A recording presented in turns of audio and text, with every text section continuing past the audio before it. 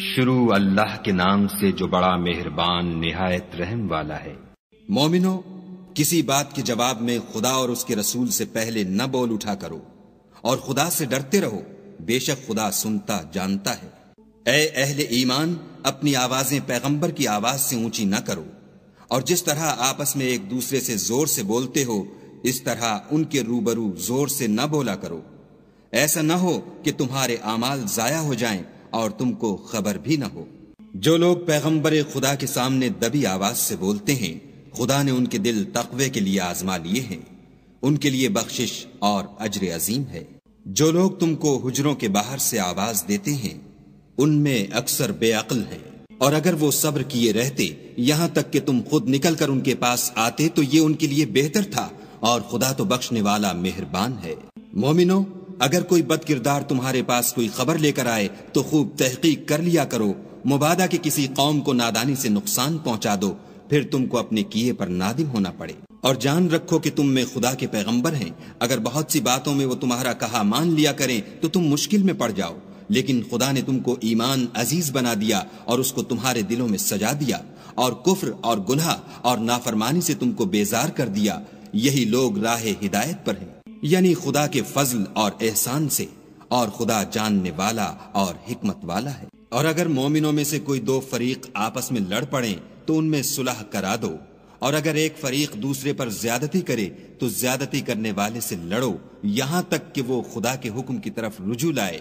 پس جب وہ رجوع لائے تو دونوں فریق میں مساوات کے ساتھ صلح کرا دو، اور انصاف سے کام لو کہ خدا انصاف کرنے والوں کو پسند کرتا ہے۔ مومن تو آپس میں بھائی بھائی ہیں، تو اپنے دو بھائیوں میں صلح کرا دیا کرو، اور خدا سے ڈرتے رہو تاکہ تم پر رحمت کی جائے۔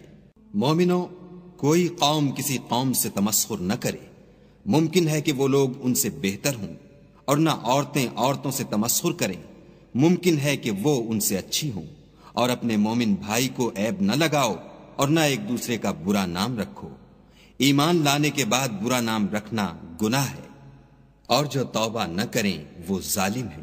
اے اہل ایمان، بہت گمان کرنے سے احتراز کرو کہ بعض گمان گناہ ہیں، اور ایک دوسرے کے حال کا تجسس نہ کیا کرو، اور نہ کوئی کسی کی غیبت کرے۔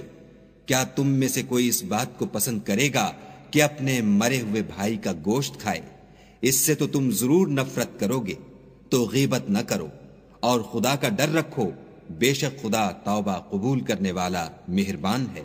لوگو، ہم نے تم کو ایک مرد اور ایک عورت سے پیدا کیا، اور تمہاری قومیں اور قبیلے بنائے تاکہ ایک دوسرے کو شناخت کرو، اور خدا کے نزدیک تم میں زیادہ عزت والا وہ ہے جو زیادہ پرہیزگار ہے۔ بے شک خدا سب کچھ جاننے والا اور سب سے خبردار ہے۔ دیہاتی کہتے ہیں کہ ہم ایمان لے آئے، کہہ دو کہ تم ایمان نہیں لائے، بلکہ یوں کہو کہ ہم اسلام لائے ہیں، اور ایمان تو ہنوز تمہارے دلوں میں داخل ہی نہیں ہوا۔ اور اگر تم خدا اور اس کے رسول کی فرما برداری کرو گے تو خدا تمہارے اعمال میں سے کچھ کم نہیں کرے گا، بے شک خدا بخشنے والا مہربان ہے۔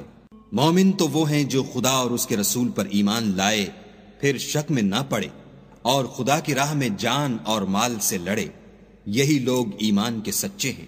ان سے کہو، کیا تم خدا کو اپنی دینداری جتلاتے ہو؟ اور خدا تو آسمانوں اور زمین کی سب چیزوں سے واقف ہے، اور خدا ہر شے کو جانتا ہے۔ یہ لوگ تم پر احسان رکھتے ہیں کہ مسلمان ہو گئے ہیں، کہہ دو کہ اپنے مسلمان ہونے کا مجھ پر احسان نہ رکھو، بلکہ خدا تم پر احسان رکھتا ہے کہ اس نے تمہیں ایمان کا رستہ دکھایا، بشرطے کہ تم سچے مسلمان ہو۔